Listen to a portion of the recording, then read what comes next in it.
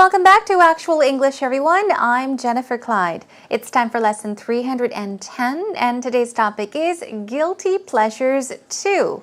We'll have the chance to listen to what Gareth and Kelly have to say when it comes to their guilty pleasures. Now, previously, we did have the opportunity to listen to Martin and Mary's guilty pleasures. And for those of you that tuned in, you know what a guilty pleasure means. But for those of you that are joining me on today's lesson, and if you don't know what a guilty pleasure is, well, here it is. A guilty pleasure is a type of pleasure. Okay, something that you do because you feel pleasure, but at the same time, while you do it, you kind of feel guilty. So it's something you do because you want to do it, but at the same time, you know you shouldn't be doing it. So you kind of feel guilty. All right? If you don't fully understand, hold your worries. You'll have a better understanding of what a guilty pleasure is as we listen to today's conversation. So let's begin with today's actual talk.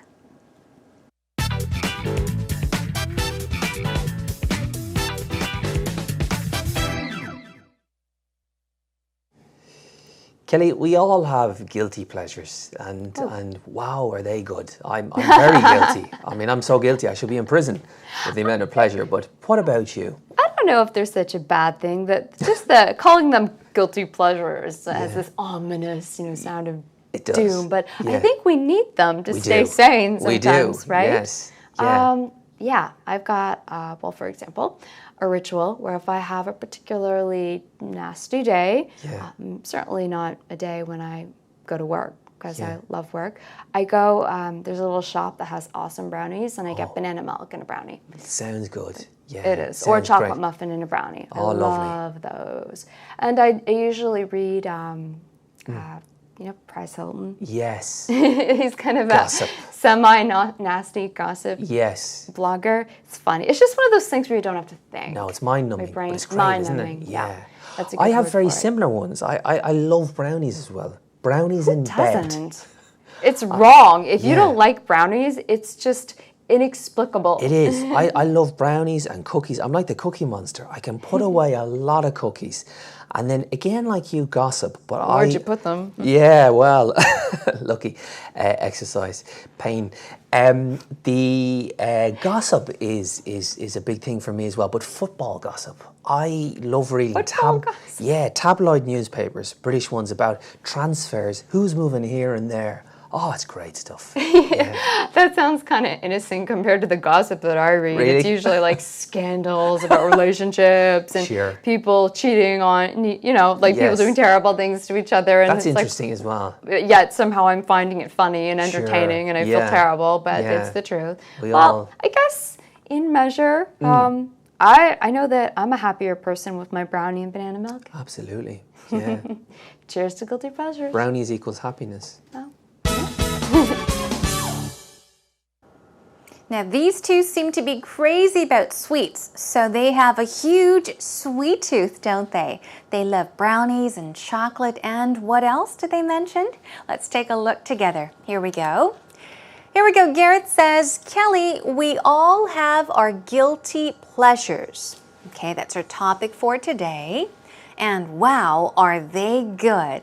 So, he's saying although we have guilty pleasures, they're good, meaning we really, really enjoy them. They make us happy. They satisfy us, although they are guilty pleasures. That's why we call them guilty pleasures. They're pleasurable things that kind of give us, a feel of guilt. And then he says, I'm very guilty. Very guilty. He's stressing that he does plenty of things that he shouldn't be doing. Okay, he's got plenty of guilty pleasures. Now, if you say that you are guilty, of course, guilty is the opposite of innocent. So if you feel guilty, you're feeling remorse. You're feeling terrible about something, bad about something. You're feeling responsibility for something, okay? So he's saying, I'm very guilty. I'm a bad boy, for example, okay? And he says, I'm so guilty, I should be in prison with the amount of pleasure, but what about you? So he is kind of jokingly saying that, okay, he really, really enjoys his guilty pleasures, and he's so bad. He's very, very guilty. He should go to jail. Okay, now keep in mind, he is just joking. And he asks, what about you? So Kelly says, I don't know if there's such a bad thing. I don't know if there's such a bad thing, but calling them guilty pleasures has this ominous sound of doom. But I think we need them to stay sane sometimes, right? So we've got two vocab words and, of course, a pattern here. So ominous is something that worries you because you think it might happen in the future, especially if something worries you and this worry is about something bad that could happen, okay? So something that worries you because you think that, you feel that something bad is going to happen. Ominous, ominous. Okay, and what is doom? A doom can be described as a threat, even death in some cases. We're talking about something terrible that could happen in the future. Something terrible, something really, really bad. Okay? So she's saying that, you know, she's not sure if there's such a bad thing, guilty pleasures, but calling them guilty pleasures has this very dark and bad sound, okay? But I think we need them. We need these guilty pleasures, or we need to be able to enjoy our guilty pleasures to stay sane. Let's take a look at this word, sane, S-A-N-E, okay? So here I'll write it for you, S-A-N-E. Let's add two more letters, okay? Let's add an I and an N. And that word becomes insane. What does insane mean? Insane means crazy, not in your normal state. So if you take away in, which normally has a negative meaning to it, sane means you're in your normal mental state. You're not crazy. So she's saying we need them to stay sane sometimes, to not go crazy, not to lose our minds. We need these guilty pleasures. And of course, Garrett says, yes, we do, yes. Yeah, I've got, for example, a ritual. Now, a ritual is like a procedure that is carried out, especially related to a religious rite. But a ritual basically could be described as something you normally do, something you just do on average, okay, without thinking, something you do naturally, okay? So a ritual where if I have a particularly nasty day, a very bad day, nasty, bad day, there's a little shop that has awesome brownies, and I get banana milk and a brownie. Okay, so what does she like to have when she's having a nasty day, a terrible day? She grabs banana milk and a brownie, or a chocolate muffin and a brownie. So much chocolate. Okay, so these are the things she grabs when she's feeling a bit depressed, angry, not having a very good day. I love those, and I usually read, you know, Perez Hilton. So she reads a person. Does that make sense? Could you read Jennifer Clyde? Could you read, I don't know, Tom Wilson, whoever it is? Okay, what this means is that you're reading something written by Perez Hilton. You're reading something written by Jennifer Clyde when you say, I read so-and-so, all right? So she likes to munch on banana milk, brownie, chocolate muffins, and she usually reads Perez Hilton. Yes, he's kind of a not nasty gossip blogger, he's a semi-gossip blogger. So she reads a lot of his blogs, in other words. It's fun. It's just one of those things where you don't have to think, okay? Sometimes it's nice to read articles or, I guess, magazines because you don't really have to think very hard. You read gossip, rumors, and it kind of helps you to relax and forget about your stresses and your worries in life. So I think that is what Kelly is saying. So she likes to read this guy's blogs, and he usually writes about what? You know, light things, light topics, gossip, things that don't require a lot of thinking or concentrating.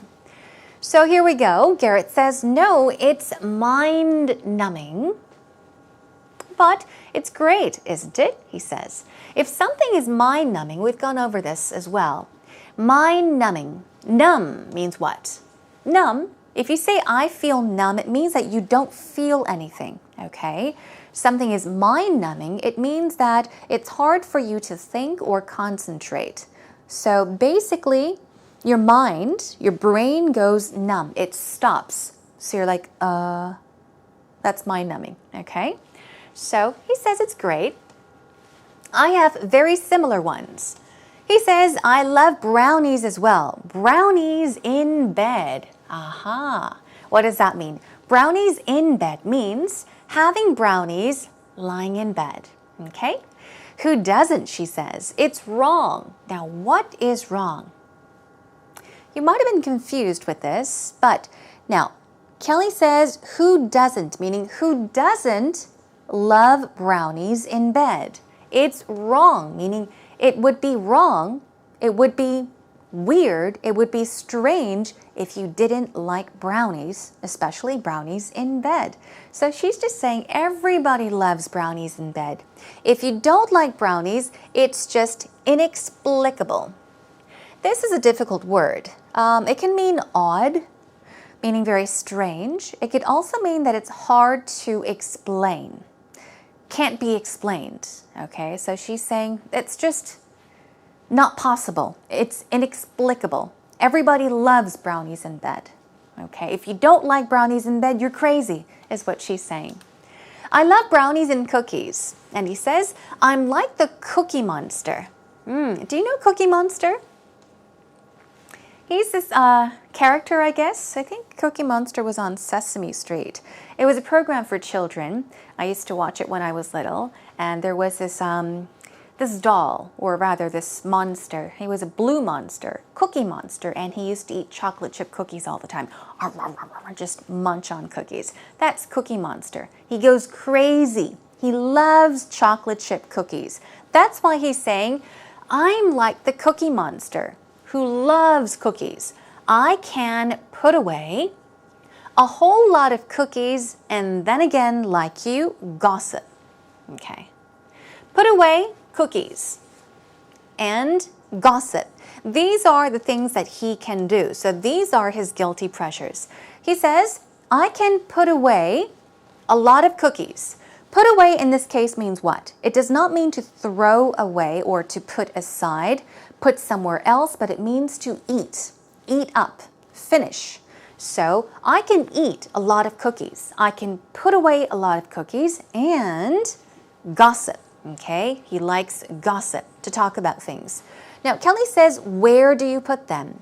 Where do you put them? Them, she's talking about all the weight, I guess, because if you eat a lot of munchies like chocolate and cookies, you're going to gain weight. So she says, where do you put them? Where did all your weight go? Where does all your weight go if you eat so much of those chocolate chip cookies or chocolate? Brownies even. He says, well, lucky. Number one, I'm lucky. Number two, I exercise, and yes, it's pain because you have to work out a lot to lose that weight, or we'll try not to gain the weight. Anyhow, he talks about gossip. The gossip is a big thing for me as well, okay? If something is a big thing for somebody, it means that it is important. So he's saying gossip is a big thing for me. Gossip is important to me. Gossip is interesting to me even. And he says, but football gossip. He likes football gossip especially. I love reading tabloid newspapers. Okay, British ones about transfers. Who's moving here and there? It's great stuff. Let's take a look at this part. I love reading tabloid newspapers. So we're talking about a type of newspaper, but not the regular newspaper, okay? Not the paper we read in the mornings. Does not have to do with business, but usually tabloid newspapers. They're types of, I guess, tabloid. You have pictures and articles. They're a lot more relaxed, not as serious. So you will read a lot about, I guess, celebrities, lots of gossip and rumors going around. So he likes reading tabloid newspapers, British ones, about transfers. Who's moving here? Who's moving there? Athletes moving from one team to another. And he says it's great stuff. Moving on. Kelly says, that sounds kind of innocent compared to the gossip that I read. So it's innocent compared to the gossip that Kelly reads. It's usually scandals about relationships. So the kind of gossip that Kelly is into are scandals. She likes to read about scandals, about relationships and people cheating, I guess, having affairs with others, people doing terrible things to each other. And he says that's interesting as well. All right, let's move on. Yet somehow I'm finding it funny and entertaining. If you say that you find something entertaining, you're saying that it is interesting to you. It gives you pleasure. You find it fun and enjoyable. It's entertaining. So she's saying that she likes to read about scandals in the entertainment field. People cheating on each other, people hurting each other and doing terrible things. But she says, I know it's really bad and terrible, but I find it fun and entertaining. And she feels terrible, but it's the truth. Well, I guess in measure, I know that I'm a happier person with my brownie and banana milk. Okay. In measure. Why does she say in measure? Because she is making a comparison. In measure. If I were to compare the two, gossip versus having, sweets, sweet foods such as brownies and chocolate. She's saying that she's probably a happier person with her brownie and banana milk. Cheers to guilty pleasures. And finally, Gareth says, brownies equals happiness. Oops, here we go. Brownies equals happiness, which means if you want to be happy, have your brownies. Okay, that is a wrap for today's Actual Talk. Let's take a listen to it one more time. Kelly, we all have guilty pleasures, and wow, are they good? I'm very guilty. I mean, I'm so guilty I should be in prison with the amount of pleasure. But what about you? I don't know if there's such a bad thing. That just the calling them guilty pleasures has this ominous, sound of doom. But I think we need them to stay sane sometimes, right? Yes. Yeah. I've got, for example, a ritual where if I have a particularly nasty day, certainly not a day when I go to work because I love work, I go, there's a little shop that has awesome brownies and I get banana milk and a brownie. Sounds good. Yeah, it is. Or a chocolate muffin and a brownie. I love those. And I usually read, Paris Hilton. Yes. He's kind of gossip. A semi-nasty gossip blogger. It's funny. It's just one of those things where you don't have to think. No, it's mind-numbing. My brain, it's great, isn't it? Yeah. That's a good I have word very for it. similar ones. I love brownies as well. Brownies Who in doesn't? bed. It's wrong. If you don't like brownies, it's just inexplicable. It is. I love brownies and cookies. I'm like the cookie monster. I can put away a lot of cookies.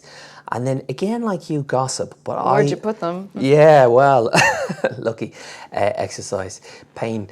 The gossip is a big thing for me as well. But football gossip, I love reading. Tabloid newspapers, British ones about transfers, who's moving here and there. Oh, it's great stuff. That sounds kind of innocent compared to the gossip that I read. Really? It's usually like scandals about relationships and people cheating on, people doing terrible things to each other. And that's interesting as well. Yet somehow I'm finding it funny and entertaining and I feel terrible, but it's the truth. I guess in measure, I know that I'm a happier person with my brownie and banana milk. Absolutely, yeah.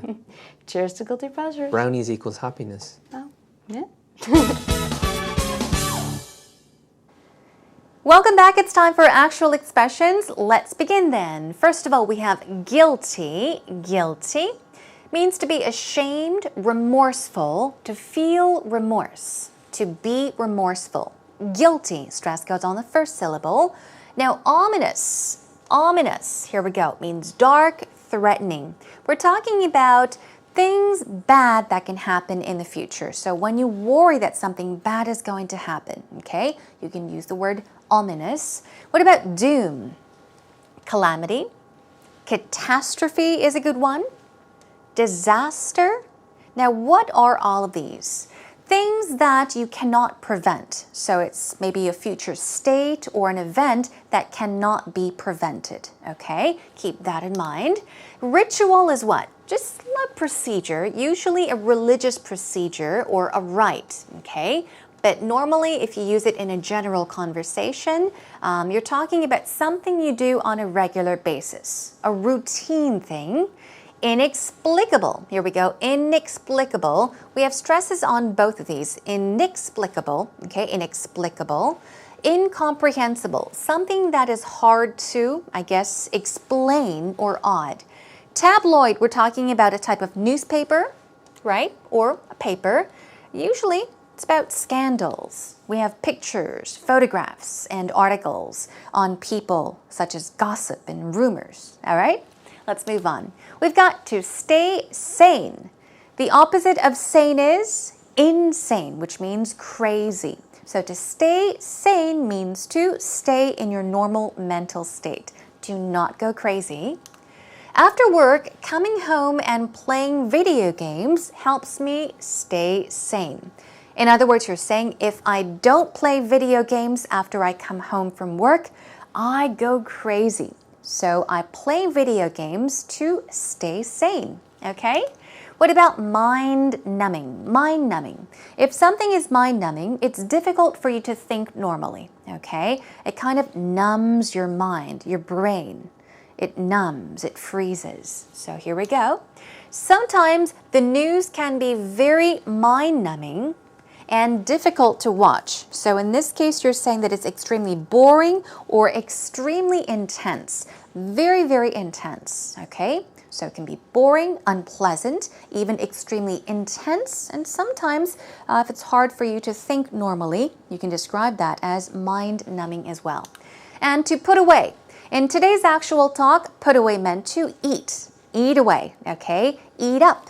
So, did you put away that whole pizza? Did you finish that whole pizza? Did you eat up that whole pizza? Let's try it one more time. Did you put away that whole pizza? Okay, everyone, that is a wrap for today's actual expressions. Job well done.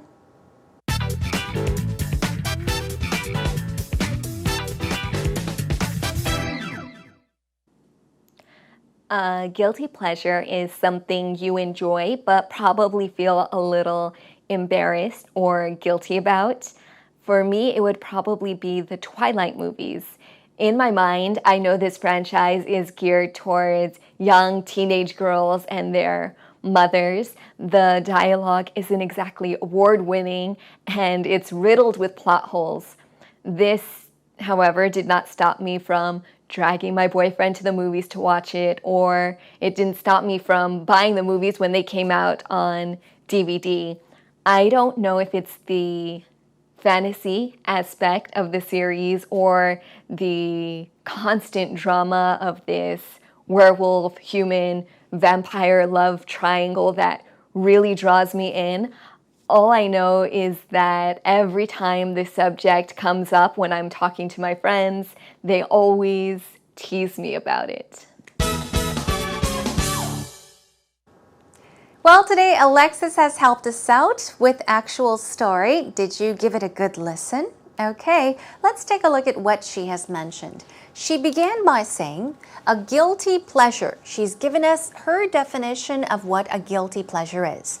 A guilty pleasure is something you enjoy, but probably feel a little embarrassed or guilty about, which is true, okay? So a guilty pleasure isn't necessarily a bad thing to do. Usually it won't harm other people, but it's just a guilty pleasure for you because you often enjoy doing something, but while you enjoy doing something, you kind of feel bad. You feel responsible for something, you feel embarrassed or even guilty about doing it. Here we go. I know this franchise is geared towards young teenage girls and their mothers. Now she's talking about this franchise, right? Okay, but this franchise is what? It's geared towards. Their main customers are teenage girls and mothers. Okay, so if something is geared towards a certain type of people or group of people, their focus is on attracting those people. Okay, moving on. I don't know if it's the fantasy aspect or of the series or the constant drama of this werewolf human vampire love triangle that really draws me in. Okay, so basically she's saying it's a fantasy, there's constant drama, there's a love triangle, but yeah, it really draws me in, meaning this is what really attracts me. It attracts me, it pulls me in, it attracts me, okay? And then I guess, yes, that about wraps it up for today's actual story. She's mentioned a whole lot more, so as we listen to it one more time, pay close attention. Here it is. Guilty pleasure is something you enjoy but probably feel a little embarrassed or guilty about. For me, it would probably be the Twilight movies. In my mind, I know this franchise is geared towards young teenage girls and their mothers. The dialogue isn't exactly award-winning and it's riddled with plot holes. This, however, did not stop me from dragging my boyfriend to the movies to watch it, or it didn't stop me from buying the movies when they came out on DVD. I don't know if it's the fantasy aspect of the series or the constant drama of this werewolf, human, vampire love triangle that really draws me in. All I know is that every time the subject comes up when I'm talking to my friends, they always tease me about it.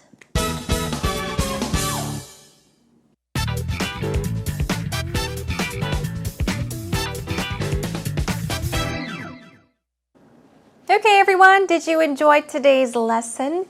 It was our second guilty pleasures. Hope you had a chance to learn more expressions and more vocab words and found out a lot about, I guess, Kelly and Garrett's guilty pleasures. They sound like they're really crazy about brownies and chocolate and all that stuff, right? Including gossip. Okay, anyhow, that is a wrap for today's lesson. Next time, I'll join you with a music category. We'll focus on music 1 and talk about K-pop. So what, Mary Ann Martin may think about K-pop altogether in general, we'll find that out in our next lesson. Please do tune in for that. In the meantime, come to our homepage, everyone. Come on over to www.ebse.co.kr. Once you're there, look for Actual English with Jennifer. And if you have any thoughts you want to share, you know where to put them, right? Just post them up on our message board. Okay, that is a wrap. I'm going to have to say goodbye. So until I catch you again next time, take good care of yourselves. Bye for now.